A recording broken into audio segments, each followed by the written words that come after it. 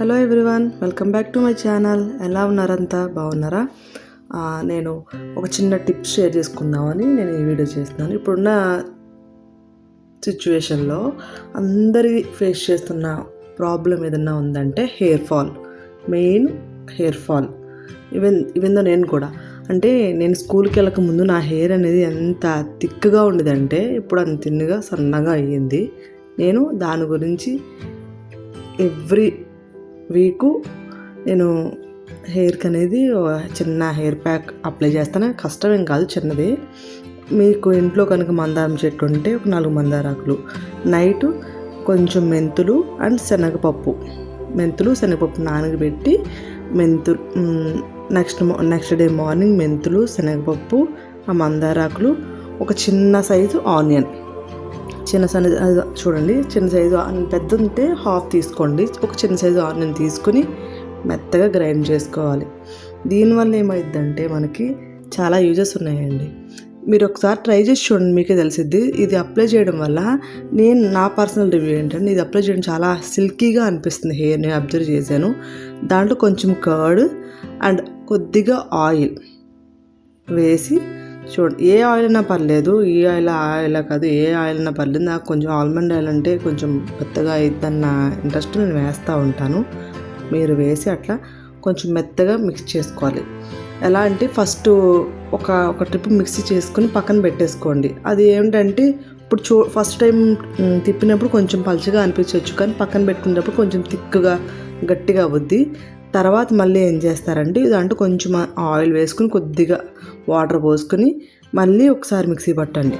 Mixie పట్టిన తర్వాత ఎలా వస్తుందండి, మెత్తగా పెరుగు కంటెంట్లో వస్తుంది. చాలా మెత్తగా వస్తుందండి. చాలా అంటే ఇప్పుడు మామూలుగా పెట్టుకునేది వేరు, అంటే హెయిర్కి పట్టేసి ఉండిపోద్ది. ఇది అలా కాదు, ఇలా 2 ట్రిప్స్ వేసిన ద్వారా చాలా మెత్తగా అనిపిస్తుంది. చూడండి, కనిపిస్తుంది కదా, చాలా మెత్తగా పెరుగులా అనిపిస్తూ ఉంటుంది. తర్వాత హెయిర్ అనేది ముందు రోజు నేను ఆయిల్ పెట్టేస్తాను అండి. ఎప్పుడైనా సరే సాటర్డే ఆయిల్ పెట్టి సండే నేను పెడతాను కాబట్టి సాటర్డే ఆయిల్ పెట్టుకుంటాను. ఆయిల్ పెట్టేసి చిక్కు లేకుండా ఫుల్గా ఇలా చిక్కు లేకుండా మొత్తం తీసుకోవాలండి. చిక్కు లేకుండా తీసుకుంటే బాగుంటుంది, సాఫ్ట్గా అనిపిస్తుంది. తర్వాత చిన్న చిన్న లేయర్స్లా తీసుకొని ఇలా చిన్న ఒక కప్పులో పెట్టుకుంటే ప్రతి దానికి ఒక్కొక్క లేయర్కి అప్లై చేసుకుంటూ ఉంటే ప్రతి దానికి లోపలికంటూ వెళ్తుందండి. అది చిన్నగా కొంచెం కష్టం అనుకోకుండా ఈ టిప్ అనేది పాటించండి. ఎందుకంటే ప్రతి వెంట్రుకకి అంటుకోవాలని, కింద స్కాల్ఫ్ కూడా పట్టాలంటే చిన్నగా ఒక లేయర్లా తీసుకోవాలండి. కొంచెం కష్టమే, కానీ టైం పట్టిద్ది.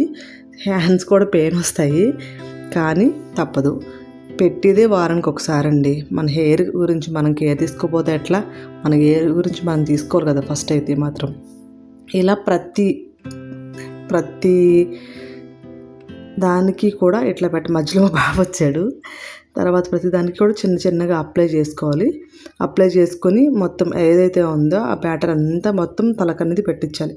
ఇలా పట్టించడం వల్ల కూడా మొత్తం పట్టిద్ది, ప్లస్ కదలకుండా ఉంటుంది. ఇప్పుడున్న జనరేషన్లో చాలామంది ఫేస్ చేసేది హెయిర్ ఫాల్ మెయిన్గా. ఇలా వీక్లీ వన్స్ ట్రై చేసి చూడండి, తప్పకుండా మీకు రిజల్ట్ అనేది బాగుంటుందండి. డ్యామ్ షూర్ నేను చెప్తున్నా.